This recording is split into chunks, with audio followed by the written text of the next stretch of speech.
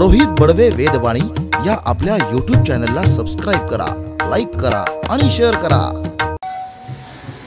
तो इस प्रकार से भगवान भोलेनाथ बिल्कुल तैयार है, अपने बारातियों के साथ प्रस्थान के लिए बिल्कुल तैयार है। इन बारातियों की बड़ी अद्भुत शोभा है, जैसे अभी वर्णन किया उसी प्रकार से अत्यंत भयावह एक से एक रुद्र भैरव योगिनी सब कुछ यहाँ पर भरे हैं और बारात में निकलने के लिए प्रस्तुत है। देखिए, अब कोई सोचेगा कि ऐसी भी किसी की बारात होती है क्या कि जहाँ भूत ही आए, स्वयं भूत ही आए। कोई कहेगा भूत होते हैं क्या? होते हैं ना, ऐसी चर्चा कभी कभी हो जाती कि भूत क्या सच में होते हैं। कोई व्यक्ति उसी में से बोल पड़ता है कि भूत भूत कुछ नहीं होता, ऐसे कहेगा कि भूत भूत कुछ होता ही नहीं है, और थोड़ी देर बाद बोलेगा पर हम इस बात पर चर्चा ही क्यों कर रहे हैं। मतलब भूत होता नहीं है ऐसा कहने वाला व्यक्ति भीतर से पहले से डरा हुआ होता है।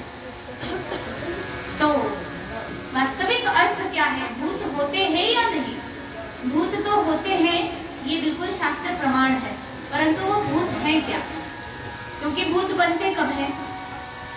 भूत बनते कब है? लोग मरने के भगवान शंभो महादेव स्मशान में रहते हैं और चिताओं का भस्मलेप करते हैं।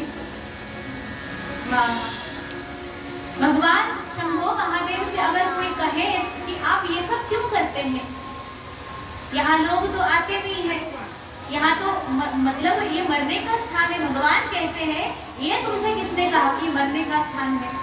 लोग यहाँ मरने के बाद आते हैं, यहाँ आकर नहीं मरते हैं, यहाँ मरने के बाद आते हैं। ये अंतिम स्थिति है और मैं जानता हूँ कि मरने के बाद यही आना है, तो यही बैठा हूँ मैं पहले से ही, अगर मर भी जाए तो यही पे। मतलब चिंताएं नहीं, वो संकेत दे रहे हैं। तो भूतों के साथ तो हमारा हमेशा का रहना है। और सही में एक बात बताए ना, भगवान शंभो महादेव के बाराती लोग जो है ना, साक्षात सन्यासी लोग हैं, साक्षात साधु सन्यासी लोग हैं, जो कि ये भूत है भगवान के बाराती। ये कैसे? अभी बताया कि मरने के बाद व्यक्ति भूत बनता है, वही होता है। संन्यास जब ग्रहण किया जाता है ना, तो सबसे पहले अपने आप को जला दिया जाता है, अपना पुतला बनाते हैं और अपने आप का पिंडदान करते हैं सब सन्यासी। माता पिता तक का पिंडदान कर देते हैं, अपना भी पिंडदान कर देते हैं, मतलब वो मरकर सन्यासी बनते हैं। ये सन्यास की विधि है। अगर विधि विधान से सन्यास अगर कहीं देखा गया हो, क्योंकि हमारा जब सन्यास हुआ तो वही विधि विधान पूर्वक सब किया गया था, क्योंकि हमारे गुरुदेव बड़े विधि विधान से चलने वाले हैं। और उनके जीवन की एक बात अगर हम आपको बताएं, क्योंकि इतने दिन बीत गए, हमने अब तक हमारे गुरुदेव का परिचय नहीं दिया। कई लोग हमसे आज भी पूछ रहे थे कि आपके गुरुदेव कौन है। अब जब हम कथा के लिए यहाँ आए तो आते समय गुरुदेव स्वयं यहाँ आए थे हमें छोड़ने के लिए। जाते समय तो हमें ही जाना है, पर छोड़ने के लिए वो आए थे। गुरुदेव बड़े नियम से चलने वाले हैं, बड़े ही अद्भुत, उनका सब नीति नियम इतना दिव्य है। प्रातः कालीन 3 बजे तक जब हम उठते हैं तब गुरु जी का स्नान हो चुका होता है। उसके बाद 4 बजे से पहले ही पूजा प्रारंभ हो, 5 बजे से पहले पूजा समाप्त हो। गीता पाठ, विष्णु सहस्त्र नाम का अध्ययन 6 बजे तक होगा। 1 घंटा फिर योगा करेंगे, योगा सिखाएंगे भी, स्वयं भी करेंगे। योगा के बाद सत्संग होता है 1-2 घंटे तक का। वो कोई बात भोग नहीं पाएंगे, सीधा भोजन ही करेंगे, दिन भर में सोएंगे नहीं। गुरुदेव स्वयं यही बात हमें आदर्श पूर्वक दिखा देते कि कैसे करना है। उस दिन हमने वही कहा था कि हमें बहुत कुछ सिखाया नहीं गया है, हमने बहुत कुछ ऐसा देखा है जो देख देख करके ही सीख लिया है। इतना सदाचार, हमेशा शांति प्रिय, बहुत ही अत्यंत स्मित, ना किसी से कोई संबंध, ना किसी से कोई झंझट, ना उलझन, ना किसी से बैर है, ना किसी से मित्रता है। हमेशा अपनी कुटिया में अलमस्त रहते हैं ऐसे महात्मा, ना किसी से लेना देना है, कुछ भी नहीं। और जब अगर बाहर जाए भी तो इतने पंक्चुअल है। पंक्चुअल का अर्थ होता है क्या? समय सूचक। इतने समय सूचक है कि आपको कहा गया कि आप इस समय पर कथा प्रारंभ करेंगे। अब यहाँ हमारे गुरुदेव होते कथा कहने के लिए, उनको 4 बजे का समय दिया है, वो 4 बजे के 1 मिनट पहले यहाँ उपस्थित हो जाएंगे। अगर आप तैयार नहीं है तो गुरुजी वापस चले जाएंगे, फिर आप सुनिए, किससे कथा सुनिए। इसी कारण से ना वो कथा कहते हैं ना प्रवचन कहते हैं, यही बात है। क्योंकि बाहर जाएंगे तो यहाँ हर जगह पर देर होना तो स्वाभाविक है, थोड़ा ना थोड़ा देर हो ही जाती है, परंतु ऐसी समय सूचकता ही व्यक्ति को साधु बना देती है। कहते हैं ना कि भंडारे में एक एक अन्न का कण और साधु के लिए एक एक क्षण अत्यंत महत्वपूर्ण होता है। साधु के जीवन का एक क्षण भी अगर आप ले रहे हैं तो समझ लीजिए कि उनके जीवन की बहुत बड़ी हानि आप कर रहे हैं। अगर आप उस समय का सदुपयोग नहीं कर पा रहे हैं तो समझ लीजिए आप बहुत बड़ा पाप अपने सिर पर मोल रहे हैं। उनका समय अत्यंत महत्वपूर्ण है। हमारे गुरुदेव हमेशा कहते हैं कि आप जब सत्संग कह रहे होते हैं ना, तो आप अगर 3 घंटे का सत्संग कहते हैं तो 3 घंटा समय नहीं ले रहे हैं। उपस्थित जितने भी लोग हैं उन सभी के 3-3 घंटे आप ले रहे हैं। उसको गुणाकार कर तो कितने हो गए वो घंटे, इतने सारे घंटे आप उनको ले रहे हैं। और ऐसी अवस्था में अगर आप केवल हंसी मजाक और ठिठोली करके अपना पूरा समय इसी में बिताएंगे, जो कथा है आवश्यक बात जो उचित कहनी चाहिए अगर वो नहीं कह रहे हैं तो समझ लीजिए इन सब लोगों का समय आपने बर्बाद कर दिया। और इस समय बर्बादी का कारण आप होने से आपके सिर माथे पर वो पाप चढ़ गया। देखिए, कथा कहना उतना आसान नहीं है। अगर आप कथा प्रवचन कह भी रहे हैं ना, तो इतनी सावधानी आवश्यक है कि जो आवश्यक है वही बोलना है, जो प्रासंगिक है वही बोलना है, श्रोताओं को जो अपेक्षित है वही बोलना है, तभी आप उस अधिकार के योग्य है, वही आपको अधिकार प्राप्त है, कथा कहने का भी और कथा सुनने का भी। तो ऐसे सब सन्यासी महात्मा लोग हैं जिन्होंने अपने जीवन का त्याग कर दिया है, संपूर्णतया वो त्याग चुके हैं। पिंडदान जिस व्यक्ति ने कर दिया हो उसके जीवन में अब और कुछ बटोरने का क्या बचता है। इस चीज को उस चीज को बटोरते फिरो। प्रायः ये भी देखा जाता है कि भक्तों को इकट्ठा करने में लग जाते हैं बहुत से सन्यासी और उसी में फंस भी जाते हैं। अब ये बात ये कोई कहेगा कि आपका क्या अधिकार है बोलने का, स्पष्ट रूप से हम इसलिए भी कहते हैं क्योंकि ये कहना अत्यंत आवश्यक है। जब हम भी इस बात पे खरे नहीं उतर सकते हैं तो बिल्कुल कहना ही चाहिए। क्या हम इस मापदंड में बैठते हैं जो शास्त्रीय उचित है, जो शास्त्र ने कहा गया है, क्या उसी तरह से हम भी आचरण करते हैं? ऐसे सदाचरण करने वाले व्यक्ति को ही उस प्रकार का अधिकार प्राप्त है। तो देखिए, भगवान शंभो महादेव के बारातियों में देवताओं को शामिल होने का अधिकार नहीं है। वो स्वयं चले गए क्योंकि वो जानते हैं कि हमारा वहाँ अधिकार ही नहीं है। और भगवान विष्णु भी उनको लेकर के चले गए कि आप लोग यहाँ रहो तो भगवान शंभो महादेव शोभित नहीं होंगे, आप लोगों को शोभा देना नहीं आएगा। उनकी शोभा तो वास्तविक उन भूतों में ही है, क्योंकि वो सारे के सारे भूत एक सन्यासी महात्मा है जिन्होंने मरने के बाद भगवान के श्री चरणों में अपना सर्वस्व छोड़ दिया है। ये कह सकते हैं कि सर्वस्व छोड़ा ही इसलिए है ताकि वो सब कुछ भगवान के हो जाए। संन्यास लिया ही इसलिए है क्योंकि संन्यास 2 प्रकार का होता है, एक विद्वत और एक विविदिशा।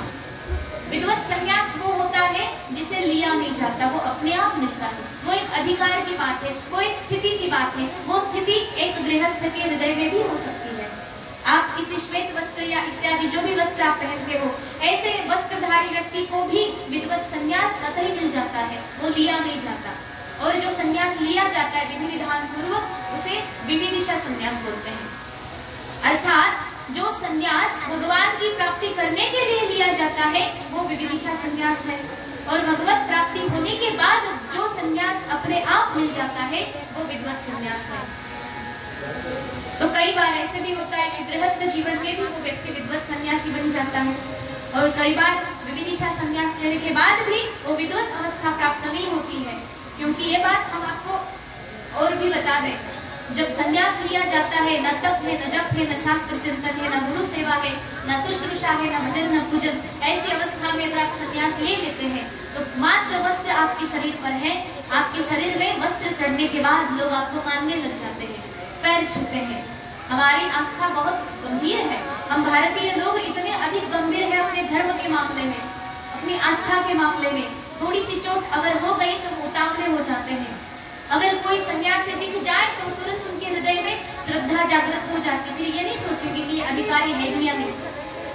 उनकी पूजा करना, उनकी आराधना करना, उनकी चरण स्पर्श करना, ये सब शुरू हो जाता है। परंतु ये आपका दोष नहीं है, ये वस्त्र है, वस्त्र का सम्मान है ये। अगर वो सन्यासी ये समझ ले कि ये व्यक्ति मेरे पांव छू रहा है तो वो अभिमानी हो गया है, उसे अभिमान हो गया इस बात का, क्योंकि वो व्यक्ति आपके नहीं आपके वस्त्र के पांव छू रहा है। आपके शरीर पर दैनिक वस्त्र है, उसका वो सम्मान है, आपका नहीं। इस भ्रम में कभी न रहे सन्यासी। तो ऐसे सन्यास होते हैं जो कि अपना सर्वस्व त्याग देते हैं, वो ही भगवान शिव के बाराती होने के योग्य है। ये यहाँ का रहस्य है। तो ये सन्यासी अब इन्होंने अपना पिंडदान ही किया है, तो किसी का शीश नहीं है, किसी के शीश इतने ज्यादा है कि गिनो ही, किसी के हाथ पांव नहीं है, किसी के क्या नहीं, किसी के बिल्कुल सब उलट पुलट है। यही भगवान शंभो महादेव की शोभा है। इनके साथ प्रसन्न मुद्रा में भगवान नंदिकेश्वर पर बैठे हैं। लेकिन अब ये बाबा इतने अद्भुत है कि वो सीधे बैठने की बजाय उल्टे बैठ गए। वैसे रामचरितमानस में ये ऐसा नहीं कहा गया है, लेकिन हमारे संत महात्मा लोग इसे बहुत अधिक प्रसन्न बनाने के लिए ऐसा कहा करते हैं। ये भगवान उल्टे बैठे थे, कहा नंदिकेश्वर भगवान पर, मतलब नंदी का जिधर मुख है उसके मुख की ओर भगवान की पीठ है और पूंछ की ओर उन्होंने मुख कर लिया है। अब शिवदूत शिवगण बोलते कि अब देवा ऐसे क्यों, ये तो बिल्कुल अच्छा नहीं, ये तो बिल्कुल पागल की भांति आप ऐसे व्यवहार कर रहे हैं। भगवान कहते कोई मुझे पागल कहे क्या फर्क पड़ता है, कोई मुझे जंगली कहे क्या फर्क पड़ता है। यही होता है ना आजकल, ये बात बड़ी प्रचलित है। अगर हम अपने वस्त्र अपनी भारतीय वेशभूषा परिधान करें, अगर हम अपना आहार व्यवहार करें, हम अपनी भाषा बोले, तो कोई कहेगा क्या व्यक्ति है जंगली, इसे मॉडर्नाइज होना आता नहीं, मॉडर्न क्या है इसको कुछ पता नहीं। तो आप अगर भगवान शंभो महादेव के भक्त हैं तो आपको ये सीख जाना चाहिए। अगर आप उनके भक्त हैं तो उनसे हम इतना नहीं सीख सकते, अपनी संस्कृति नहीं सीख सकते। अगर वो 100% शिव है तो क्या हम 2% शिव नहीं हो सकते? देखिए वो बिल्कुल सोना नहीं पहनते हैं, वो बिल्कुल ऐसे अवस्था में रहते हैं, वो एक इतना बड़ा ऊंचा आदर्श है। अगर आप भगवान शंकर के भक्त हैं तो आपको भी उन्हीं की भांति रहना चाहिए। क्या हम थोड़ा सा भी शिव नहीं हो सकते हैं, प्रयास नहीं कर सकते हैं? कोई हमें जंगली कहे, इस बात से भयभीत होकर के लोग न जाने किस किस आडंबर में डूबे रहते हैं। चलिए, तो भगवान शिव बड़े शोभायमान हैं, वो कहते हैं कि दुखी ना हो, इस बात को हम शंका अभी समाधान कर देते हैं। क्या बात है? देखो भगवान शिव, भगवान विष्णु क्या है, हमारे पीछे है। अब ये शोभा नहीं देता कि भक्त आगे चले भगवान को पीठ दिखा के, ये तो अच्छी बात नहीं। इसलिए हम क्या करेंगे, भगवान की ओर मुख करेंगे, क्योंकि हम सदैव भगवान के अभिमुख रहना चाहते हैं। उनसे विमुख हुआ जीव क्या जीव क्या कभी उद्धार हो सकता है? भगवान के अभिमुख रहो सदैव। इस बात की शिक्षा देने के लिए भगवान शिव भगवान विष्णु के अभिमुख हैं। अब ये सब चले हैं, भगवान सब ये सब हरकत कर रहे हैं, तो इनको देवता लोग सब हंस रहे हैं। तो अब देवता हंस रहे तो भगवान विष्णु ने भी हंस दिया, भगवान विष्णु हंसते तो भगवान शंभो महादेव ने भी हंस लिया। देखो अब शिवगण तो और क्रोधित हो गए, देवा ऐसे क्यों, ये लोग हंस रहे हैं आप पर, आपका अपमान करने के लिए, और आप भी अपना अपमान कर अपने आप से ही करा रहे हैं। भगवान कहते देखो, भगवान की, मेरे नाथ की, मेरे स्वामी की जिसमें राजी है, वो जो करना चाहते हैं वो सब मेरे लिए है। अगर वो मेरे इस दृश्य को हंसना चाहते हैं तो मैं अत्यंत प्रसन्न हूँ कि भगवान को हंसने का एक मौका तो मिला मेरे कारण। वाह, ये होता है भक्त का भाव। इसलिए मैं प्रसन्न हूँ कि मेरे भगवान खुश हो गए मेरा रूप देख करके। वाह, जय हो शंभो महादेव की। इसमें कभी आप ये संकोच ना करें कि हम वहां जाएंगे कैसे दिखेंगे कैसे नहीं दिखेंगे। आप जिसे प्रभावित करना चाहते हैं वो प्रभावित हो गया तो बस हो गई बात। तो ऐसे करके भगवान शंभो महादेव बारातियों के साथ प्रस्थान करके कहाँ पहुंचे, कहाँ, हिमालय के घर में। सब और बिल्कुल ये हो गया। अब ये सब देवता लोग कह रहे हैं, विष्णु देवता कह रहे हैं कि देखिए शंभो महादेव आप एक काम करें, अब हमको सबको आगे चलने दीजिए, आप अब पीछे हो जाइए। क्योंकि इनको पता था इनका वेशभूषा सब देख करके नगरवासी बिल्कुल डर जाएंगे। और हुआ भी ऐसे, सब नगरवासी, सबको पता चल गया कि बारात नगर के पास में आ गई है। तो सब लोग बारातियों का स्वागत करने के लिए समक्ष उपस्थित हैं। भगवान विष्णु जो है सबसे आगे चल रहे हैं। आप सुनिएगा ध्यान से, भगवान विष्णु आगे चल रहे हैं। उनको देख करके नगरवासी बहुत खुश हो गए। आहा, हमारी देवी पार्वती धन्य है, इनको ऐसा दूल्हा मिला। वाह वाह, बड़े प्रसन्न है कि ये साक्षात नारायण, इनके तो मतलब पूरा शरीर कमल का है, इतने कोमल सुकोमल है, नीलांबुजश्यामल कोमलांगम, इतने सुंदर। आहा, हमने सोचा ही नहीं था कभी कि हमारी देवी पार्वती को ऐसे दूल्हा मिलेंगे। खुश हो गए। कुछ छोटे छोटे बच्चे थे, वो जाकर के पूछने लगे, महाराज जी क्या आप ही दूल्हे हैं? तो भगवान विष्णु कह रहे हैं कि नहीं नहीं नहीं, हम दूल्हे नहीं हैं, दूल्हे पीछे आ रहे हैं। हम तो दूल्हे के मतलब आप ही जैसे। तो कह रहे आप क्या बाराती हैं? भगवान विष्णु कहते ना ना ना, हम बाराती भी नहीं है। तो आप है कौन? तो कहते हैं हम भी बारातियों को देखने के लिए आए हुए आपकी जैसे ही है। अच्छा चलो कोई बात नहीं, लग जाओ लाइन में। भगवान विष्णु आगे चले गए। सब देवता पीछे से आ रहे हैं। किसी को लगा ये हो सकते दूल्हे, ये हो सकते, परंतु सब लोग आगे चले गए। दूल्हा के दिखाई नहीं दे रहा है। फिर अब किसी ने कहा कि देखिए ये जो आ रहे हैं ना, ये बैल पर बैठे हुए यही दूल्हे हैं। दूल्हा देखा ही सारे नगरवासी को, जैसे ही देखा कोई भूतों की टोली लेके आ रहे नाथ। इतनी अद्भुत स्थिति है, भूतों को देख देख करके कोई बेहोश, कोई भाग गए। जहाँ उपस्थित जो सब इतना सुंदर दिव्य भव्य सजाया हुआ था, सब हाथी घोड़े सब दौड़ गए, इतने भयभीत हो गए। जितने लोग देखने के लिए आए थे वो सब लोग चले गए। कुछ छोटे छोटे बच्चे भी थे, छोटे छोटे बच्चे ऐसे बाल गोपाल सब आए थे। कुतूहलवश की देखे तो हमारी दीदी पार्वती, इनका ब्याह हो रहा है, तो हमारे मतलब जीजाजी कैसे हैं, थोड़ा देखे तो सही। अब ये देखने के लिए गए, एक भूत को देख लिया। उस भूत का सिर नहीं, लेकिन फिर भी बोल रहा है। कहाँ से बोल रहा है कुछ समझ नहीं आ रहा है। हाँ, वो सारे के सारे बच्चे इतने भयभीत हो गए कि घर में जाकर के अपने किवाड़ लगा लिए, दरवाजा लगा लिए और अपने घर में बैठे हैं। इतने भयभीत थे। माता पिता पूछ रहे क्या हुआ आप लोगों को, बारात देख के आए हो, कैसी है बारात, जरा वर्णन करो। वो कहते हैं हाँ हाँ हाँ भैया क्या बताएं हम। जो जियत रही बारात देखत पुण्य बढ़ते ही कर सके। जो जियत रही बारात देखत पुण्य बढ़ते ही कर सके। देखे ही सुखुआ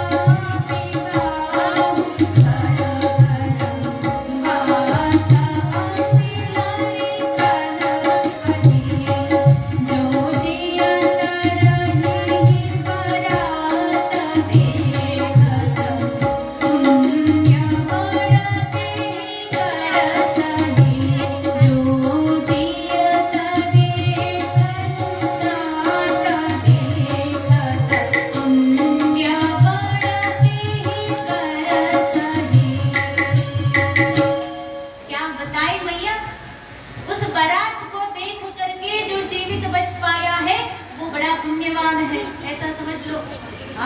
ऐसी क्या बारात है? क्या युद्ध की सेना आ गई है? नहीं नहीं नहीं भैया, हम वर्णन ही क्या करें, भूतों की टोली है। वो क्या है आज तक हमने कभी देखा ही नहीं, इतना दृश्य इतना भयावह है। हाँ हाँ हाँ, यही बात है। सब यही आवाजें हो रही थी वहां भी।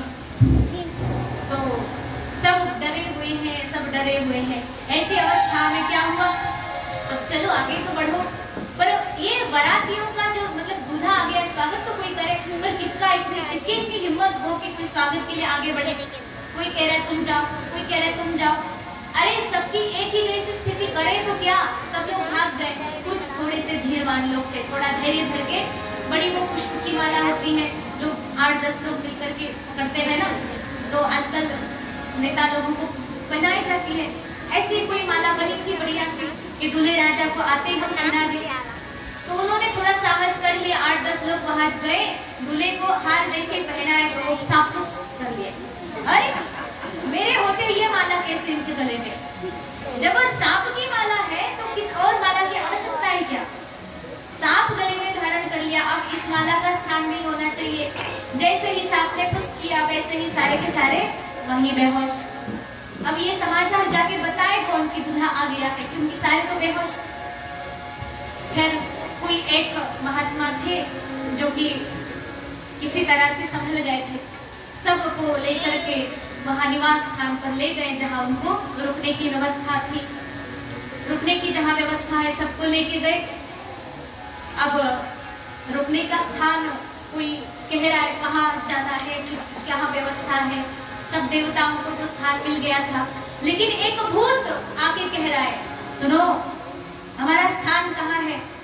अभी आवाज तो लगा रहे लेकिन आवाज कहाँ से आती पता नहीं, क्योंकि ये तो खाली धड़ ही धड़धड़ा रहा है, इसके तो शरीर ना कुछ है ही नहीं, सिर ही नहीं है, केवल ऐसा धड़ कह रहा है कि रुकना कहाँ है।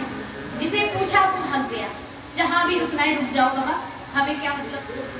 इस तरह से वो सब लोग रुक तो गए। अंततः उनको वहां मंडप में बुलाने के लिए बारी आ गई।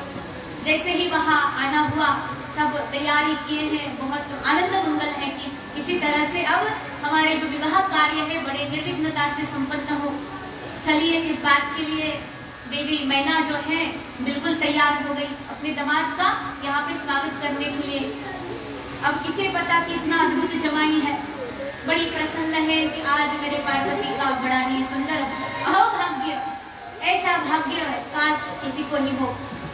बड़ी प्रसन्न है माँ। घर को गुलशन सा मेरे भोलेनाथ आए हैं। लगी कुटिया भी दुल्हन सी, लगी कुटिया भी दुल्हन से मेरे भोलेनाथ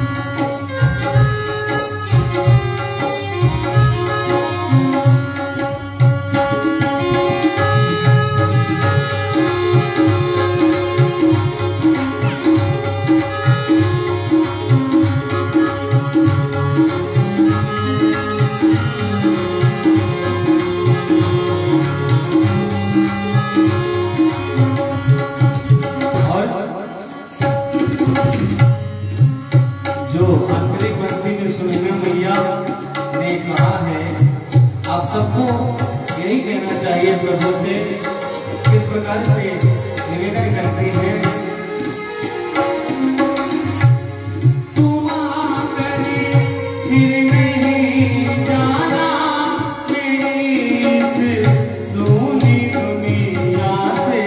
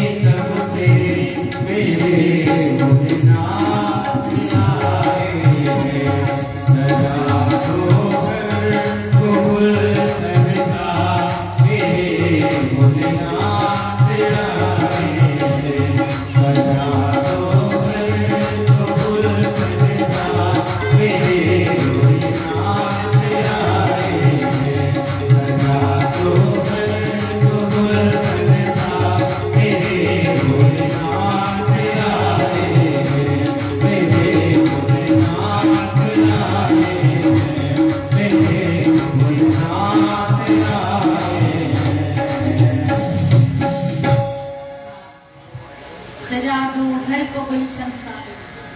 तो बाबा भोलेनाथ आ रहे हैं तो सही में दुल्हन की तरह सजाया गया है, इतना सुंदर अद्भुत नगर। परंतु आते ही सब बिखर गया, क्योंकि इतने सारे भूत जो साथ में लाए थे प्रभु। तथा आपसे हम पूछना चाहेंगे, थोड़ी देर हो गई तो चलेगा ना? जैसे आप किसी की शादी में जाते हैं तो देर तो होती ही है, समय से आप घर वापस आ गए, ऐसे कभी होता नहीं ना। भगवान के विवाह में आए तो बिल्कुल, और चिंता भी क्या, या भोजन का भी प्रबंध है। कथा के बाद आप भोजन करके ही यहाँ से जाएंगे, इसलिए थोड़ी देरी हो गई तो भी कोई बात नहीं। तो यहाँ पे प्रसंग ये है कि सब लोग बिल्कुल भयभीत हैं, परंतु अंदर क्या हो रहा है कुछ पता भी, बाहर क्या है अंदर वाले को पता भी। यहाँ महारानी मैना जो माता पार्वती की माता है, उन्होंने बहुत बढ़िया सब सुंदर तैयारी की है स्वागत के लिए। अपने जमाई आएंगे और उनको हम बिल्कुल स्वागत सम्मान पूर्वक भीतर ले आएंगे। तो वो सब द्वार पर खड़े हो गए, सब लोग इकट्ठे हो गए और द्वार पर आके उपस्थित हो गए। तो बोले बुला लीजिए बारातियों को, ऐसा कहा गया। तो वहां नारद जी भी आ गए, क्योंकि नारद जी का ऐसी जगह होना आवश्यक होता है।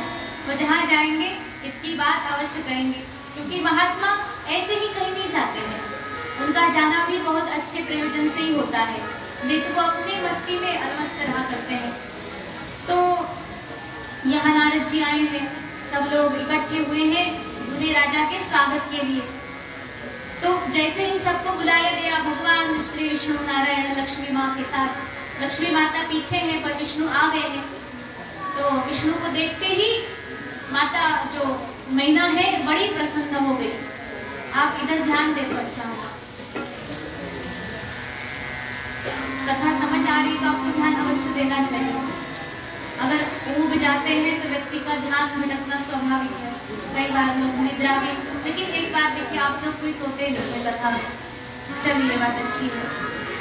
तो यहाँ पे हुआ कि भगवान नारायण आ रहे हैं, इतने सुंदर और दिव्य आभूषण पहने हैं भगवान, बहुत दिव्य दिख रहे हैं।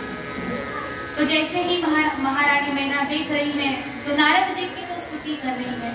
देखिए इतना दिव्य दूल्हा है, कितना सुंदर है ये नवरदेव, आहा बहुत सुंदर। महारानी मैना तो फूली नहीं समा रही है। नारद जी को कह रही धन्यवाद देवर्षि, आप धन्य है, आपकी वाणी हमने क्या सुन ली, हमारे तो बिल्कुल चार चांद लग गए। ये तो बड़ा भाग्य है मेरी पुत्री का कि इनके जैसे दूल्हे इन्हें मिल रहे हैं। तो यहाँ पे नारद जी कह रहे हैं कि ये दूल्हे नहीं। अच्छा दूल्हे नहीं तो ये कौन है फिर? तो नारद जी कहते हैं ये दूल्हे के मित्र हैं। अच्छा मित्र है, देखो दूल्हे के अगर मित्र ऐसे हैं तो दूल्हे कैसे होंगे? ये तो फिर और खुश हो गई, इनके खुशी का कोई ठिकाना नहीं। तो चलिए विष्णुदेव आगे चले, उनका स्वागत किया गया, नारायण चले गए। उसके बाद आते हैं देवराज इंद्र। तो महारानी मैना को लगा शायद यही दूल्हे हो, वो भी खुश हो गई, क्योंकि देव तो दिव्य होते ही हैं, इसलिए वो देव है क्योंकि वो दिव्य है। अब इनको देख करके भी महारानी मैना कह रही बहुत बहुत धन्यवाद देवर्षि, बहुत अच्छा इतना सुंदर।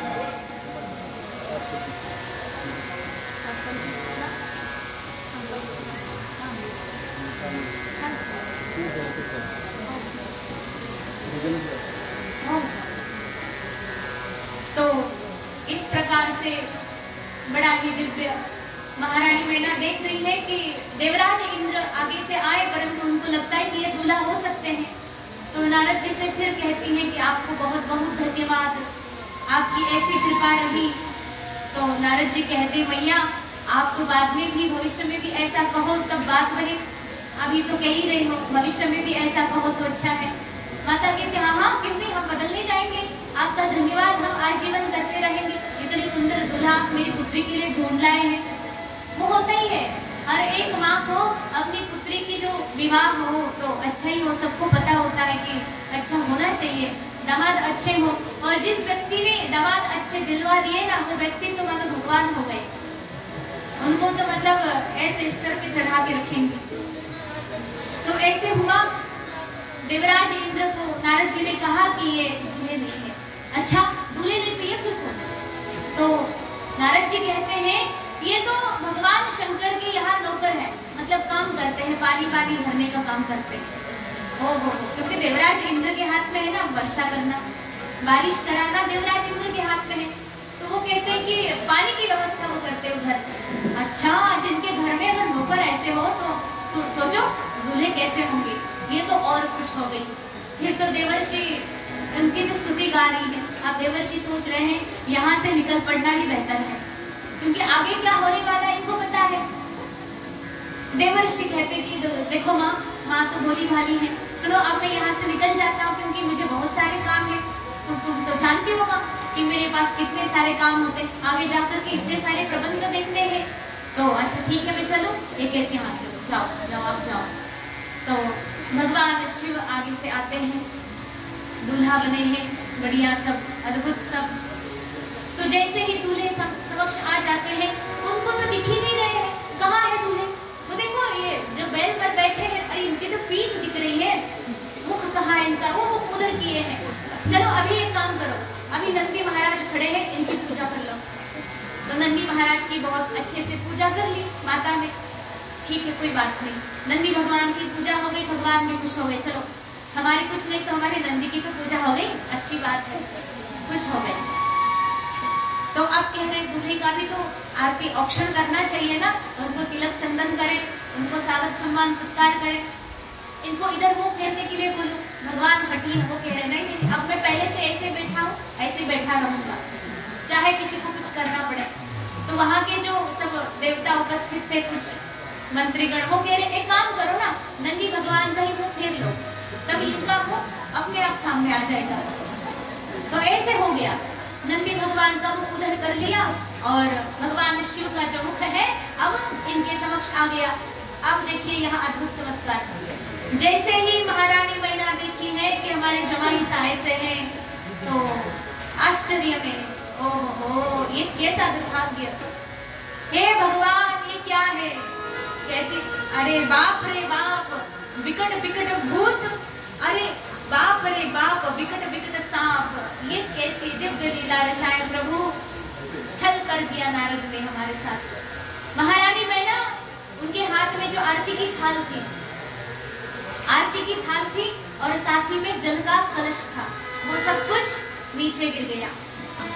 अब ये बड़ा ही अपशकुन होता है हमारे यहाँ, देखा जाए दिया बुझ जाए, आरती गिर जाए, भरा हुआ कलश अगर उलट जाए तो बड़ी अपशकुन की बात मानते हैं। यहाँ बड़ी अद्भुत स्थिति है। ये तो हो गया और उसके बाद महारानी मैना बेहोश हो गई। ये सब देखेंगे तो वही होगा ना, बेहोश हो गई। सब लोग उनको उठा करके कमरे में ले गए। अब सब लोग तो चले गए, वहां उपस्थित सभी जो लोग थे उन्होंने वो घर के दरवाजे बंद कर दिए। अब महादेव आरती होने से रह गए, स्वागत से रह गए, सम्मान से रह गए। ये तो बड़ी विचित्र स्थिति है। अहो कुछ दिया ही नहीं, कुछ किया ही नहीं और सीधे ही सब मतलब दरवाजा बंद कर दिया। शिवगण जितने थे बड़े अपमानित हृदय से भगवान को कहने लगे कि प्रभु आप ऐसे अविचल, अब ऐसे प्रसन्न होते अभी भी, ये कैसी स्थिति है नारायण, ऐसे नहीं होना चाहिए। हम देख रहे हैं कि आपके ससुराल में आपकी सासू माँ सामने से आती है, आपको आरती उतारने के बजाय ये उनका अपमान, दरवाजा बंद कर लिया, ये सही नहीं है। अब हमें यहाँ नहीं रहना चाहिए। अब दरवाजा ही बंद कर लिया तो विवाह कैसे होगा? घर में जाएंगे कैसे? घर जाएंगे तो विवाह होगा। बड़ी अद्भुत और विचित्र स्थिति हो गई। देवता तुलसीदास जी महाराज तो बड़ा सुंदर वर्णन करते हैं। अब वहां उपस्थित सब शिवगण अत्यंत नाराज हो गए कि अब हमारी माँ नहीं आ पाएगी, पर क्या करें, अब चलो। भगवान कहते कहाँ चलना है? कहते चलो घर चलो, अब क्या करें, विवाह तो होगा नहीं, खाना पीना भी नहीं मिला है अभी और जाना पड़ेगा, तो चलो घर चलो। भगवान कह रहे तुम्हारी बात सही है, अपमान तो हो गया, पर पता नहीं क्यों मुझे ये अपमान नहीं लग रहा है। क्यों, ऐसे क्यों? देखो बात समझो। हो सकता है कि इनके नगर में ये प्रथा हो कि दूल्हा जैसे सामने से आए तो दरवाजा बंद कर लो। हो सकता है ये रस्म हो सकती है ना कहीं, पता नहीं, हमें क्या ज्ञात है इनके नगर में क्या होता हो। शायद ऐसे होता हो तो थोड़ी देर में खोल देंगे, हम यहाँ से नहीं निकल जा सकते हैं। बाद में हमें अगर ये पता चला तो सब तैयारी के साथ फिर आना पड़ेगा। ऐसे नहीं हो, इसलिए प्रतीक्षा करते हैं, दरवाजा खोल दो तब जाएंगे हम। हो सकता है ये प्रथा पालन कर रहे हो। अच्छा ठीक है, आपकी बात मान ली हमने, दरवाजा बंद करने की प्रथा है, पर आरती की थाल गिरा दी। आपकी सासू माँ आपकी आरती भी नहीं उतार पाई, ये कैसे विचित्र बात है। हम बड़े क्रोधित हैं, हम बड़े रुष्ट हैं, ऐसा नहीं हो सकता, हमारा अपमान है ये। आरती की थाल गिरा दी, जल का कलश गिरा दिया। भगवान शंभो महादेव कहते हैं तुम लोग समझ नहीं पा रहे हो, थोड़ी बात को समझा करो। हमारी सासू माँ बड़ी समझदार है। क्या है? वो जानती है हमें इन सब चीजों की आवश्यकता नहीं है। वो जानती है। कैसे जानती है? उन्होंने देखा हमें देखा और हमारे ललाट पर, हमारे भाल पर बहुत ही दिव्य सुंदर चंद्रमा विराजमान है, जिनकी शोभा अपार है। इतने दिव्य चंद्रमा के होते हुए क्या वो हमें वो इतना छोटा सा दीपक वो क्यों दिखाएगी भला? वो जानती है जिनके माथे पर इतना सुंदर चंद्रमा है जो कि चमचमा रहा है, ये दीपक क्या काम का, चलो छोड़ दो, इसलिए थाली को गिरा दिया। वाह भाई, मान लिया आपको। अब ये बात मान ली हमने, पर कलश कैसे गिरा वो तो बताओ। फिर भगवान कहते हैं वो भी जानती है, कलश है, पवित्र नदी का जल लाया था उन्होंने। अब वो ये बात जानती है कि जो जमाई सा आए हैं इनके शीश में गंगा विराजी है। अब सदैव गंगा जिनके शीश पर विराजी है, उनको अब और पवित्र जल की क्या आवश्यकता? सुनो ये बात, इस कारण से क्या हुआ, उन्होंने जल का कलश भी गिरा दिया, थाल भी गिरा दी। अब शिवगण शांत हो गए, लेकिन फिर भी कोई आके फिर कहता है कि प्रभु ये फिर भी बात कुछ जच नहीं रही है, ये बात और हम कहें आपसे? बोले कहो। फिर महारानी मैना आपकी सासू माँ बेहोश क्यों हो गई? आपको देख के घबरा क्यों गई? ऐसे होता है कभी जमाई को देख करके सासू माँ बेहोश हो जाए? अभी इतिहास में आज तक कभी हुआ है ऐसे? नहीं ना, नहीं हुआ। यहाँ कैसे हो गया? ये प्रथा कहाँ से चल पड़ी कि जैसे जमाई को देखे तो सासू माँ डर जाए? भगवान कह रहे हैं आप लोग हर जगह दोष निकाल रहे हैं। देखो हम समझा रहे हैं आपको, एक बात और समझ लो, सासू माँ हमारी हमें देख करके नहीं डरी है, वास्तविक तो ये है कि उन्होंने हमें देखा ही नहीं। उन्होंने हमारे गले के सर्प को देख लिया, सांप को देखा और वो डर गई। उन्होंने काल को देखा यानी मृत्यु को देखा, काल को देखा लेकिन महाकाल को नहीं देखा। पहले तो शरीर को देखा था यानी नंदी को देखा था, उस नंदी पर आरूढ़ यानी शरीर में आरूढ़ जो पुरुष है, जो आत्मा है, वो व्यक्ति देखता नहीं, खाली शरीर को देखता रहता है, तभी भ्रमित है। और दूसरी बात ये कि जब हम मृत्यु को देख रहे हैं, काल को देख रहे हैं, लेकिन उस काल से बचाने वाले उस महाकाल को नहीं देख पाते हैं। जब उस महाकाल को देख लो तो हमें भय नहीं लगेगा। तो माता इस कारण से डरी है कि उन्होंने हमें नहीं देखा। अगर उन्होंने हमें देख लिया होता तो हमारा शांतम पद्मासनस्थम शशिधर मुकुटम पंचवक्त्रम त्रिनेत्रम शूलम वज्रम च खड्गम परशुभेदम दक्षिणांगे वहंतम नागम पाशम च घंटाम डमरुक सहितम सांकुशम भागे नानालंकार दीप्तम स्फटिकमणिविभम पार्वतीशम नमामि। मैया ने तो हमको देखा ही नहीं, उन्होंने काल को देखा और काल से भयभीत होकर के वो बेहोश होकर गिर पड़ी है। अब हमें अपना दर्शन उनको कराना होगा, यानी कि भगवान को देखने के बाद जीव जो है आश्चर्य में पड़ ही जाता है, क्योंकि ऐसे दिव्य प्रतिमा को देखा ही नहीं होती है। अपने जीवन में हम कुछ ऐसी चीज अत्यंत अनावधान से देख ले, कभी हम स्वप्न में भी नहीं सोच सकते हैं, ऐसी अगर वस्तु कभी देख ले तो अचानक से व्यक्ति जीव जो है घबरा जाता है, ये क्या है। और उसमें अगर ऐसी भयानक दृश्य हो तो फिर पूछो क्या, सब भूतों की टोली के साथ वहां खड़े हैं, तो ऐसे सबको देख करके मैया तो डर गई, क्योंकि उन्होंने महाकाल को नहीं देखा, काल से डर गई। अब इधर अंदर बहुत बड़ा तमाशा खड़ा हो गया, मैया तो रोई जा रही है। नारद जी को तो मतलब क्या कहे, अब पहले इतनी स्तुति कर रही थी, होती ना मैया की, ऐसा रिश्ता मेरी बेटी के लिए ढूंढ लिया, मेरी बेटी का जीवन बर्बाद कर दिया इसने।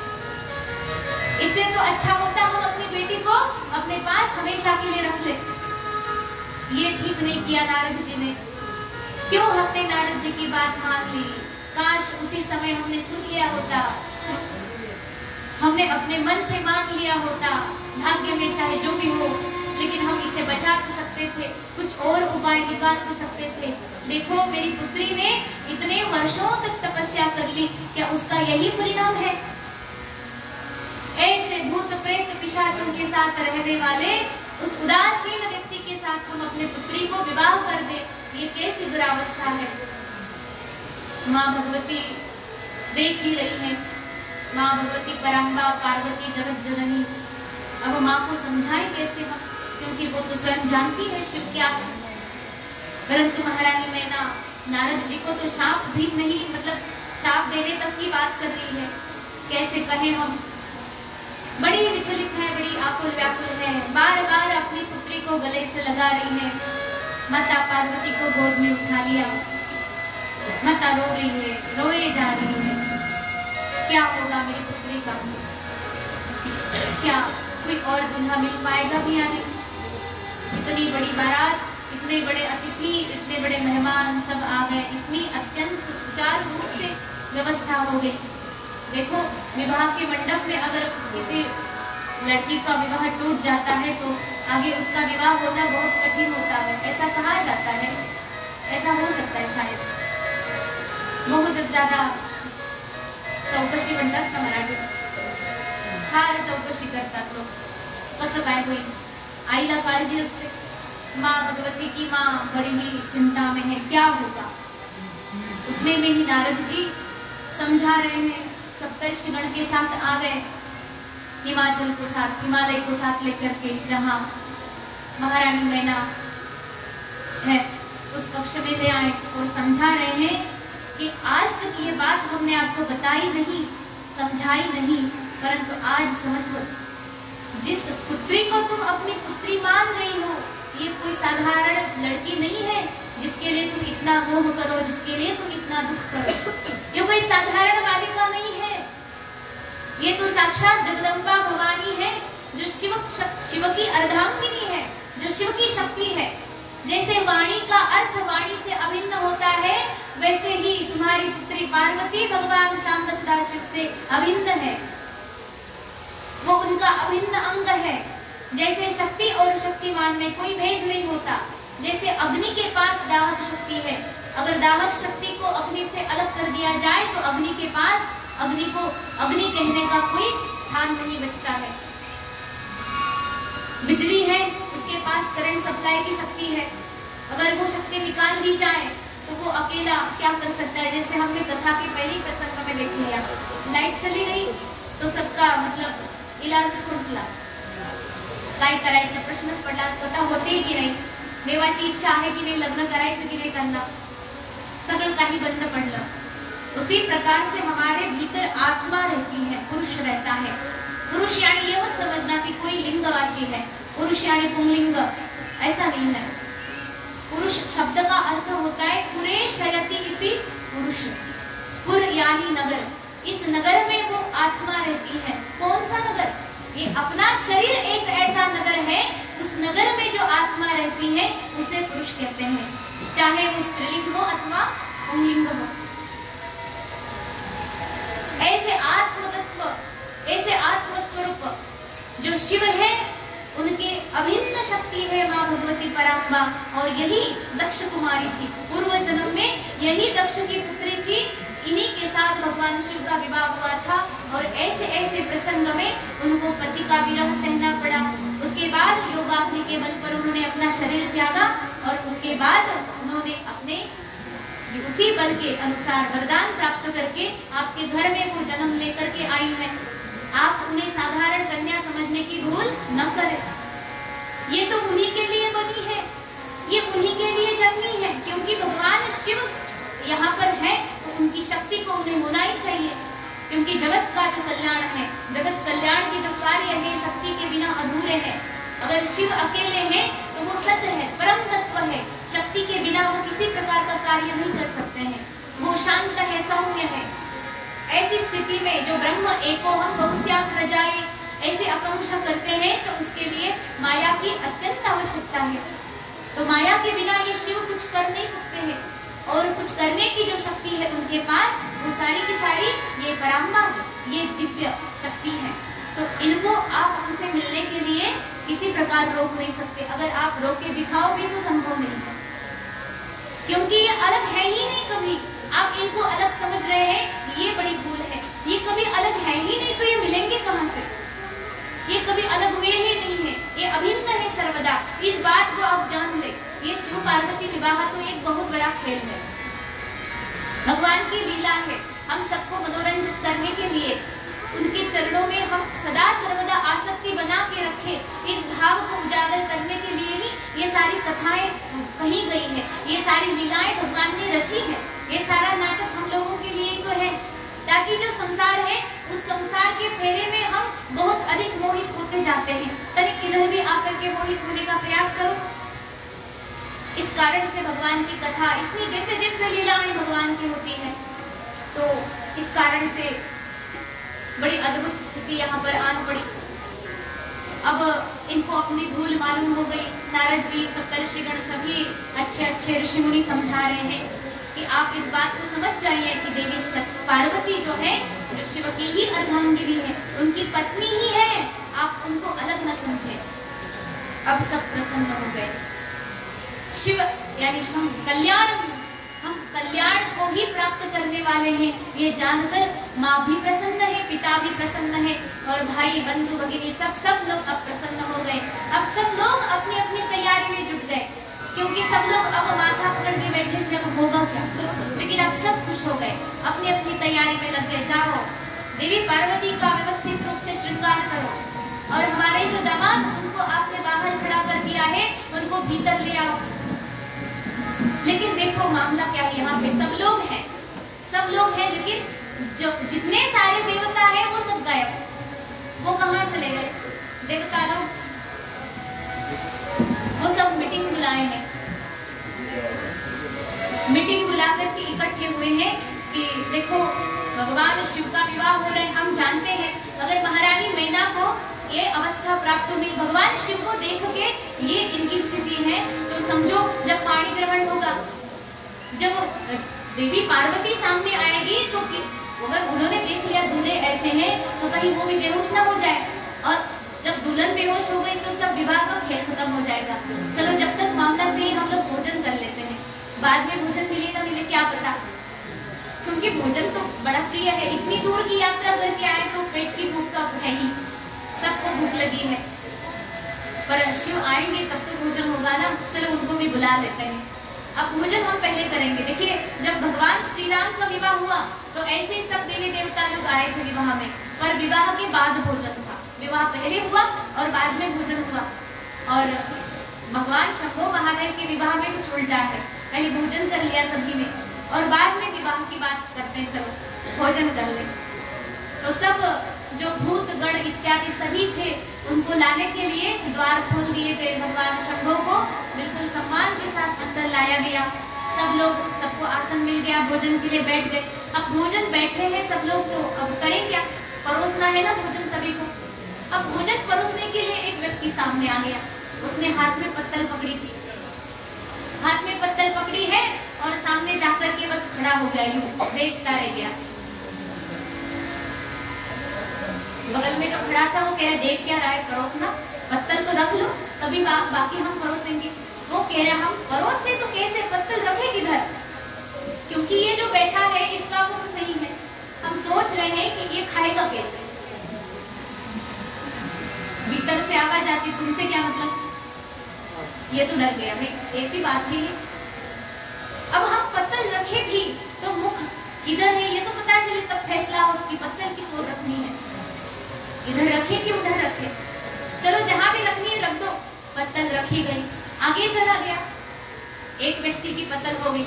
अब आगे पत्तल रखने की बात आ गई, अब सोच रहा है कि इनके तो इतने सारे मुख है, कब समझ नहीं आ रहा है कि कितनी पत्तल इनको दे, एक दे, इतने सारे मुख है, कितने मुख से खाएगा। तो कह रहे तुम्हें क्या लेना देना, चलो परोसो, अभी पहले से ही इतना दिमाग खराब करके रखा है, अब भोजन के लिए देरी हो गई तो हम तुम्हें खा जाएंगे। अब रहा नहीं जा रहा है, सब भूतों को भोजन परोसा गया, सब इकट्ठे हैं।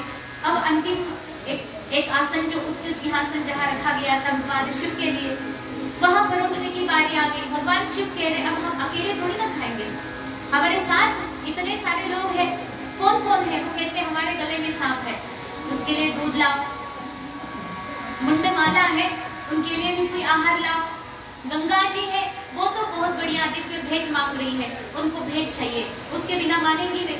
अब गंगा जी अगर प्रसन्न नहीं है तो भोले बाबा प्रसन्न नहीं हो सकते हैं। अब चंद्रमा की बारी आई, चंद्रमा का भी तो कोई भोजन हो, वो भी अपने लिए कुछ और मिष्टांग सब ऑर्डर कर रहे हैं कि ये लाओ वो लाओ, वो खिलाया जाए। भगवान शंभो महादेव अब कह रहे हमको भी दे दो भोजन, तो इनके लिए क्या भोजन लाए? कोई जानता है ये क्या खाते हैं? वैसे तो कहते कि इनको भांग चाहिए, अमका चाहिए, फलाना चाहिए। अब जो भी हो, भगवान को भाव के भूखे वैसा देखा जाए तो भांग क्या वस्तु है जिसके पीने के बाद नशा चढ़ जाती है, और नशे में व्यक्ति क्या करता है? पागल की भांति कुछ भी बड़बड़ाने लगता है। अब कहते हैं ना कि इसके भीतर हृदय में जो जो कुछ फंसा हुआ है वो तब बाहर निकलेगा जब इसको कुछ नशा चढ़ जाएगा। कई बार ऐसे होता भी है, सच उगलवाने के लिए लोग नशा चढ़ा देते हैं, है ना? इधर होता है कि नहीं? महाराष्ट्र में इसका प्रमाण बहुत कम है, बाहर देखा जाता है।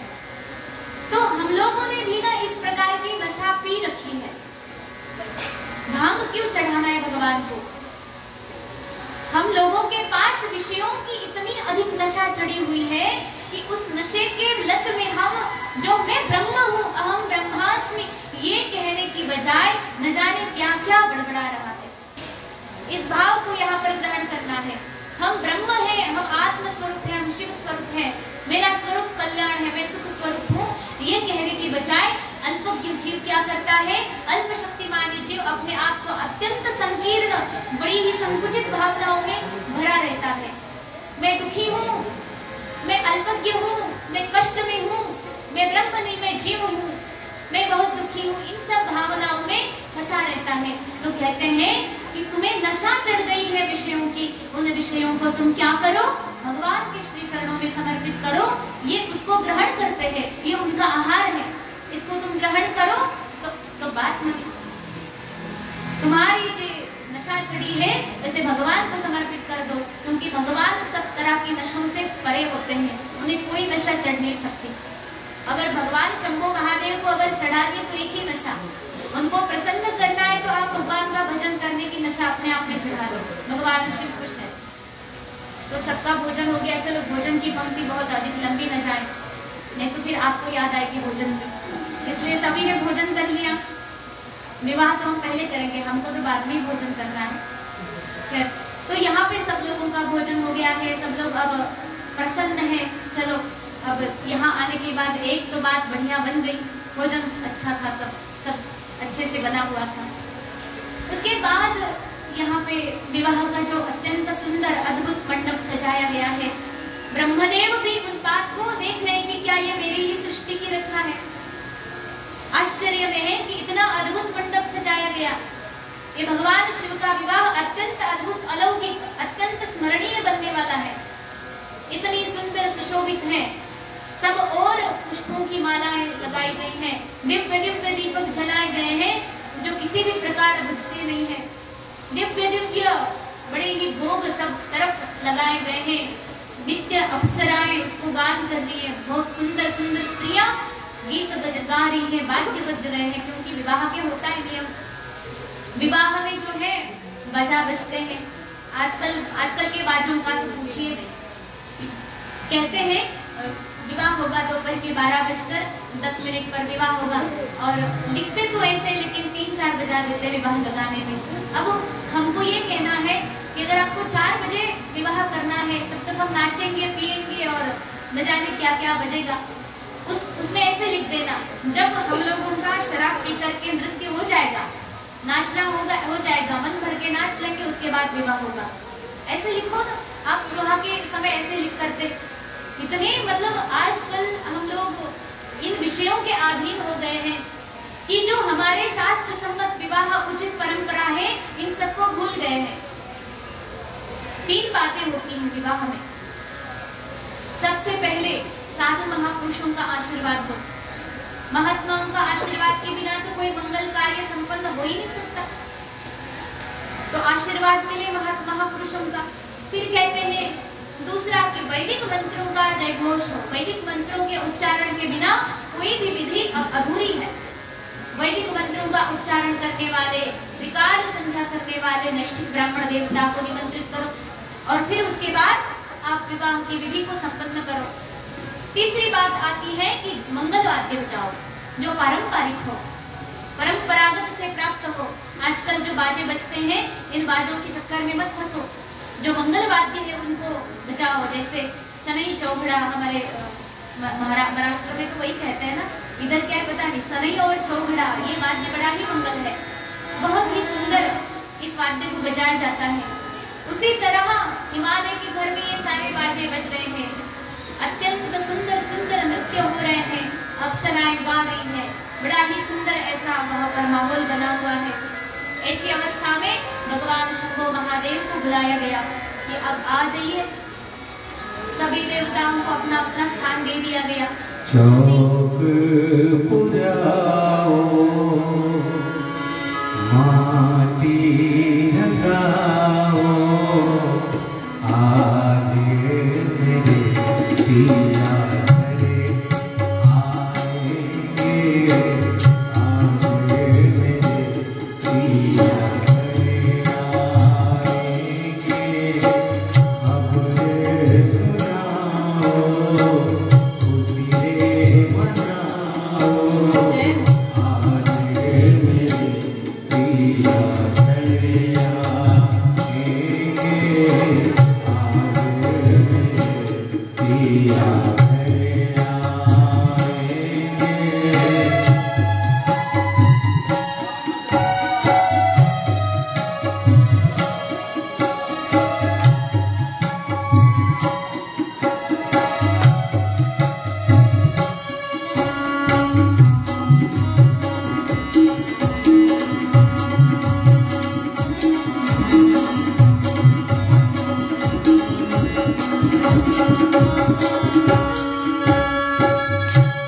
मेरी सखी मंगल गाओनी,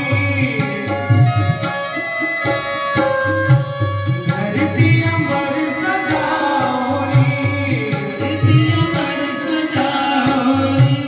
मेरी सखी मंगल गाओनी, धरती अमर सजाओनी, धरती अमर सजाओनी, आज उतरेगी भीगी सवारी, आज उतरेगी भीगी सवारी, लक्ष्मी जी आयो, नजर उतारो, लक्ष्मी जी आयो, नजर उतारो, आज मेरी पिया घरे आएंगे, आज मेरी पिया घरे आएंगे।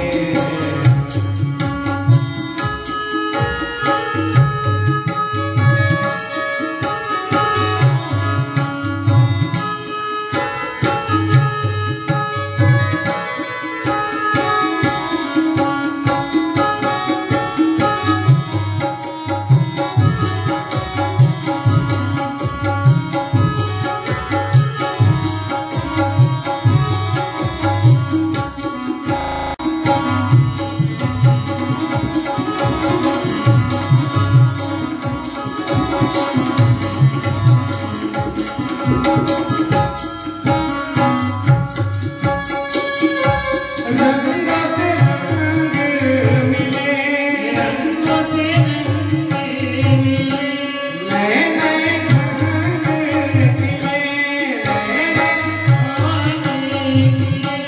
रंगों से रंग मिले, नए नए रंग मिले, खुशियाँ गाने पे डाली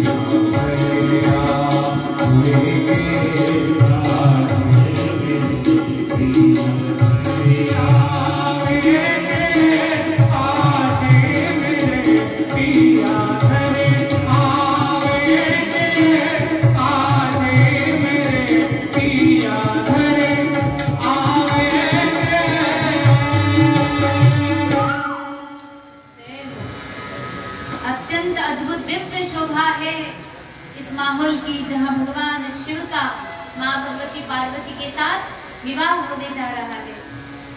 जहां देखिए संतों के आशीर्वाद तो पहले ही मिल गए, क्योंकि नारद जी जैसे संत कहाँ मिलेंगे। शुरुआत भी नारद जी से हुई है। नारद जी आए थे तभी उन्होंने पति कैसे होंगे इनके, तभी उन्होंने कह दिया था, तो आशीर्वाद तो वही मिल गया। नारद जी अभी भी उपस्थित हैं और उन्हीं के साथ और भी इतने सारे देवर्षि और इतने सारे ब्रह्मर्षि महर्षि सब यहाँ पर आशीर्वाद प्रदान करने के लिए उपस्थित हैं। संतों का आशीर्वाद है। बड़े बड़े वेदज्ञ ब्राह्मण यहाँ पर उपस्थित है मंत्रों का जय घोष करने के लिए।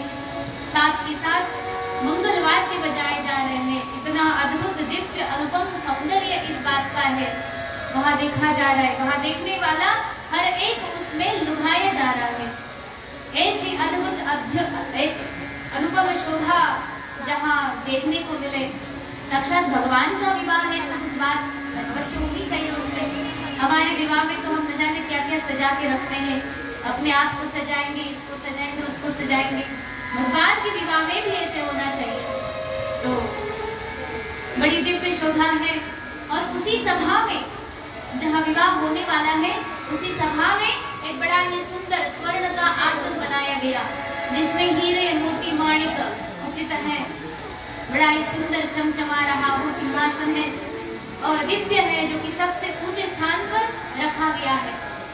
सब लोग जाते हैं भगवान शिव को, उनके श्री चरणों को प्रक्षालन करके अंदर उनको लेकर के आते हैं और बड़े सम्मान के साथ मंत्रों के जय घोष के साथ उस सिंहासन पर भगवान शिव को बैठा देते हैं। अब हो गए तैयार, बोले अब दूल्हे तो बैठ गए हैं, आइए अब दुल्हन को भी ले आइए, अच्छे से सजा करके उनको बिल्कुल तैयार करके। माता मैना यहाँ पर माता पार्वती को यहाँ अपने साथ बड़े ही सुंदर सौंदर्य की अनुपम अद्भुत शोभा, साक्षात सौंदर्य की मूर्ति माँ भगवती को साथ लेकर के आती है।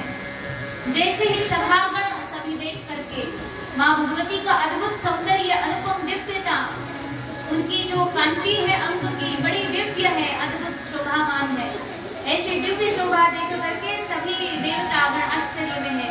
देखो शंभु महादेव ऐसे दुल्हा है, लेकिन इनकी दुल्हन त्रिलोक सुंदरी, अद्भुत अनुपम इनकी दिव्यता, इनकी आभा का कोई मतलब जवाब ही नहीं। ऐसी अद्भुत दिव्यता है इनकी।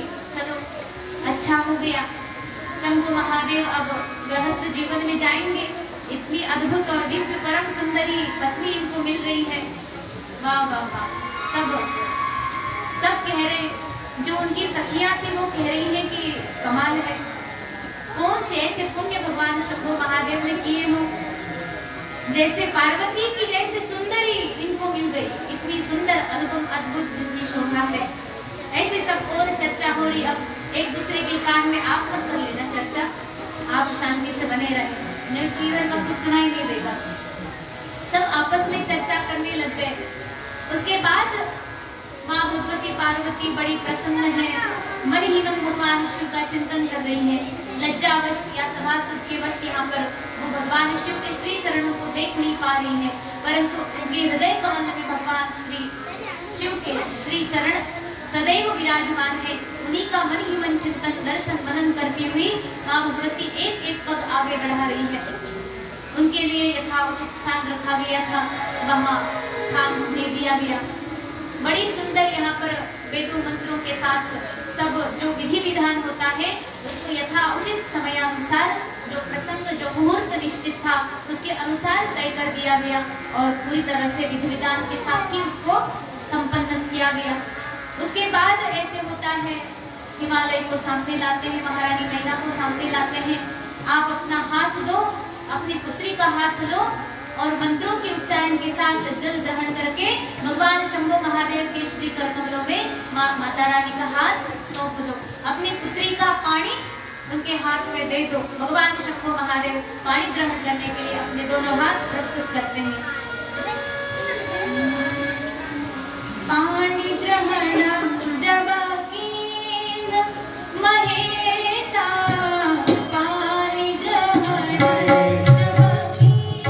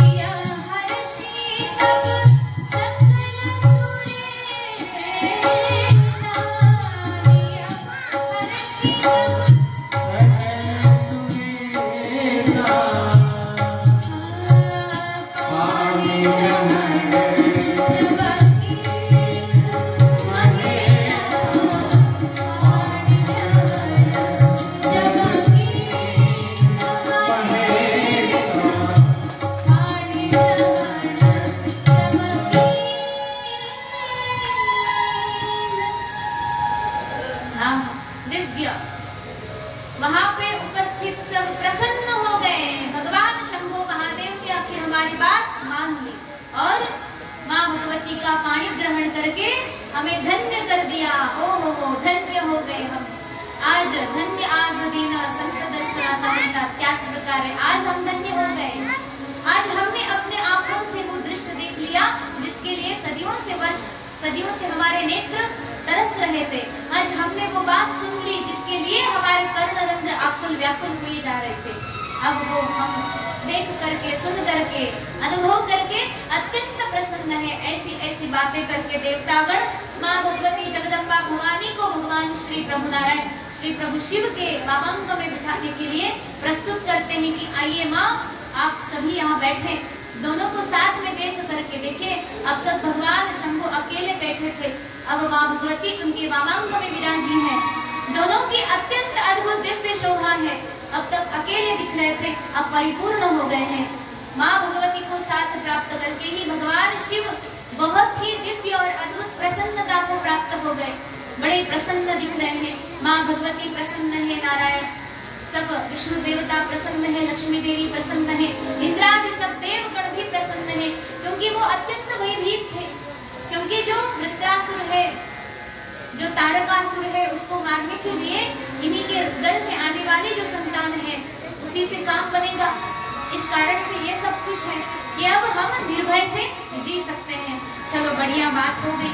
भगवान शिव का विवाह बड़े ही धूमधाम से यहाँ पर संपन्न हो गया। सब लोग खुश हैं। महारानी तो बिल्कुल मतलब उनको तो क्या कहें, आनंद के अश्रु उनके रुके ही नहीं जा रहे। महाराज पर्वतराज हिमाचल वो भी बड़े खुश हैं कि हमारी पुत्री का विवाह इतने धूमधाम से होगा। इस प्रकार होगा तो हमने कभी सोचा भी नहीं था। ऐसे अद्भुत और दिव्य आनंद के साथ यहाँ पर विवाह की जो भगवान की लीला है वो संपन्न हो जाती है। अब माता मैना देवी पार्वती को अपने साथ अंदर ले जाती हैं, प्रशिक्षण देती है। ये तो हर माँ को होना चाहिए कि अपनी पुत्री को वो शिक्षा दे कि अपने गृहस्थ जीवन को कैसे संभाले। आजकल की माताएं तो बुद्धि विपरीत कर देती है। जाते ही अगर कोई सासू माँ ने कोई सेवा बता दी हो तो ये कैसे हुआ, अभी तो तुम गई हो और वहां जाकर के तुरंत काम करना पड़ा। ये सारी बातें आजकल की मतलब हमें उतना पता नहीं, आप सब वो जानती है। सब लोग मतलब दांत दिखा रहे, इसका मतलब सब जानती है, क्या बताना हम। चलिए, तो यहाँ पे माता मैना बहुत सुंदर प्रकार से बता रही है कि देखो पूर्व जन्म में जैसे हुआ था ऐसे नहीं होना चाहिए। पतिदेव का वाक्य ही प्रमाण हो, उनकी सेवा तुम्हारे लिए सर्वस्व हो। पति ही सर्वेश्वर है, उनके श्री चरणों की आप दासी बनी रहे। ऐसा उपदेश माता मैना देवी पार्वती को करती है। अब वो अत्यंत विरह का प्रसंग आता है, बड़ी करुण। सब लोग अश्रुपूरित नेत्रों से माँ भगवती जगदम्बा को विदा कर रहे हैं। हमारी बेटी जा रही है, इसी आंगन में पली बढ़ी, यहीं पर उसका सारा तक का जीवन गया है। अब मात्र उनकी यादें बची थी। ऐसी अद्भुत करुण अवस्था, सभी लोग रो रहे हैं। बड़ी अद्भुत मतलब अब तक आनंद ही आनंद था, लेकिन अब देवी जा रही है। भूत लोग आनंद मना रहे हैं, परंतु देवी पार्वती के माता पिता, उनके बंधुजन, उनके सभी स्नेही जन, यहाँ तक के सारे नगर निवासी जो इनको आशीर्वाद प्रदान करने के लिए पधारे थे, वो सभी लोग यहाँ पर देवी को विदा करने के लिए प्रस्तुत है। बड़े ही करुण भाव से सभी ने आशीर्वाद देकर के माँ भगवती को विदा किया। जाते देखा को ब्याही विदेश रे सुन बाबुल मेरे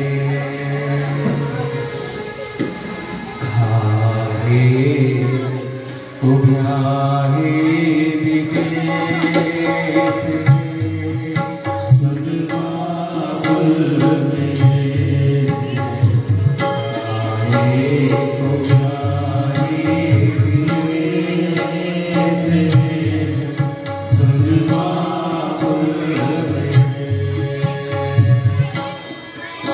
को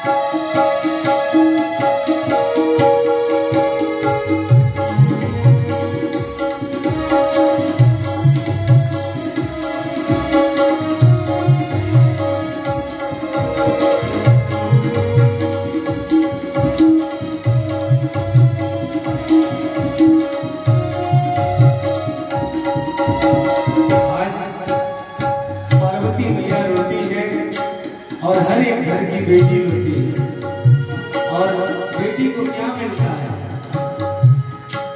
दूसरे का घर मिलता है। और बेटी जितना प्यार अपने पिता से करती है शायद कोई नहीं करता। आज वही पार्वती मैया रोती है और कहती है मैया हमको क्या दिया? भैया को दिए मन ले दो महिला, भैया को दिए मन ले दो महिला, भैया को दिए मन ले दो महिला, भैया को दिए मन ले दो महिला।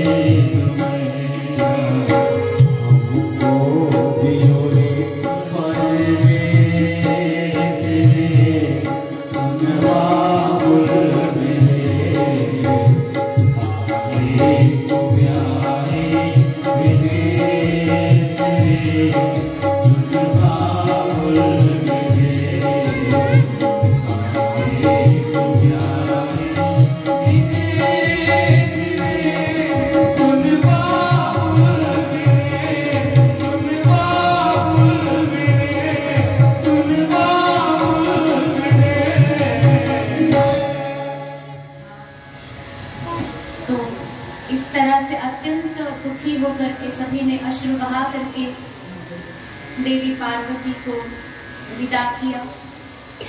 अब आते समय तो भगवान शंभो महादेव नंदी पर अकेले बैठे थे। अब सभी ने भगवान से कहा कि आप अब देवी सती को भी अपने साथ, देवी पार्वती को भी अपने साथ बिठा लें। तो भगवान शंभो महादेव देवी पार्वती के साथ श्री नंदिकेश्वर भगवान पर विराजे हैं और अद्भुत ये दिव्य शोभा, सब देवता लोग स्वर्ग से पुष्प वर्षा कर रहे हैं। ये अद्भुत अद्भुत दिव्यता की है।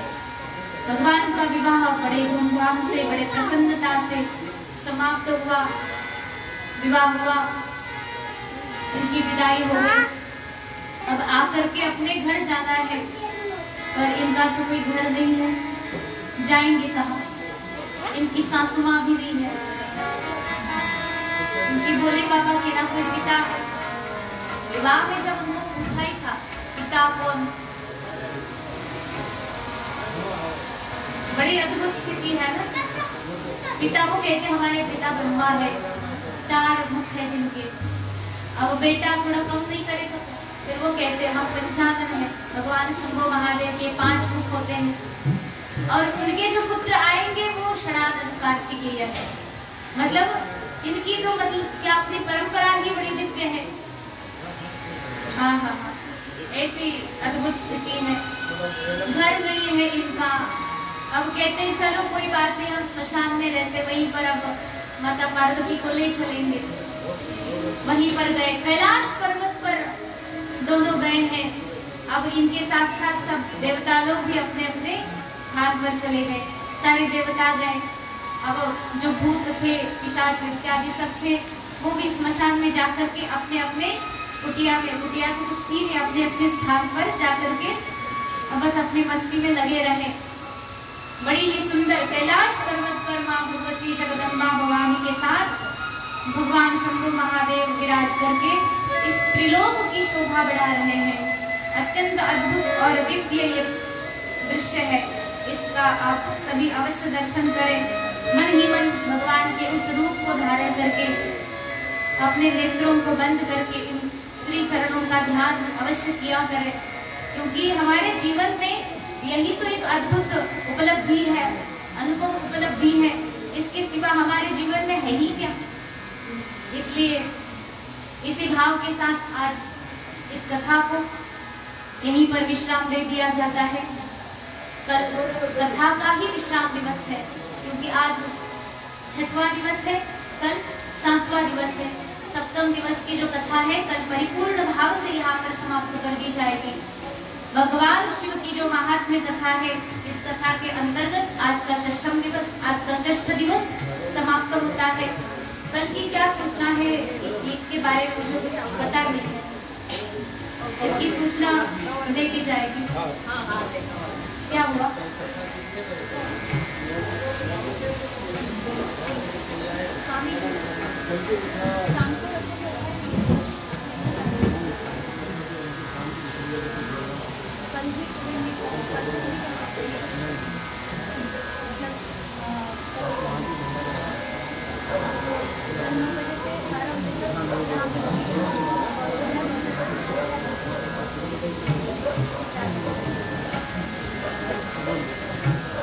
अच्छा, अब आप सभी से हमारा एक निवेदन है।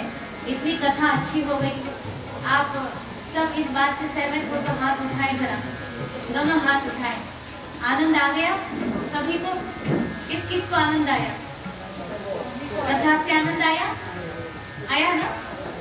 अब आनंद को ऐसे नहीं बीच में छोड़ना है। कल हमारी कथा है, कितने बजे? इस कथा का आनंद लेने के लिए आपको कितने बजे आना है? 9 बजे सुबह की 9 बजे बता देना। सुबह की 9 बजे ठीक कथा प्रारंभ होने वाली है। आप सभी से हमारा करबद्ध निवेदन है कि इस कथा से वंचित न रहे। कथा की कल की जो अंतिम स्थिति है ये तो देखने के ही योग्य है। आप सभी अवश्य पधारे, क्योंकि अब तक तो हमने भगवान शिव की महात्म्य कथाने से उनकी लीला को सुना है। वास्तव में शिव तत्व क्या है और शिव इस सृष्टि के लिए किस प्रकार उपादेय है, किस प्रकार उपकारक है, ये बात हम कल सुनेंगे। इसलिए कल आप लोग सभी अवश्य पधारे। तो कल ठीक 9 बजे आप आएंगे? सब आएंगे? कौन कौन नहीं आएगा? सभी आएंगे? चलिए, भगवान की कृपा बनी रहे। कोई अगर बहुत महत्वपूर्ण कारण अगर ना मिले आपको तो कथा में अवश्य आइएगा। कोई बहुत बड़ा काम अगर आपका रह जाए तो शायद उसे करना पड़ेगा। कथा में आप आ जाइए। भगवान से बढ़कर के कौन सा? देखिए ये बात है, ये तो कितनी सत्य बात है। देखो हमारा शास्त्र भी है ना, एक काम छोड़ करके ये करो, 2 काम छोड़ के वो करो, 100 काम छोड़ के भोजन करना चाहिए। वैसे ही लाखों काम छोड़ करके भगवान का भजन करना चाहिए। देखिए इस बात को अगर आप मानते हैं, जानते हैं और भक्ति भाव से स्वीकार करते हैं तो हमारी अपेक्षा है कि यहाँ कल आप में से कोई एक भी न आए, ऐसा नहीं होगा। ठीक है, अब आ जाए। तो अभी आरती का समय है, आप सभी लोग यहाँ पर खड़े होकर के प्रस्तुत रहें। हाँ, एक और सूचना देते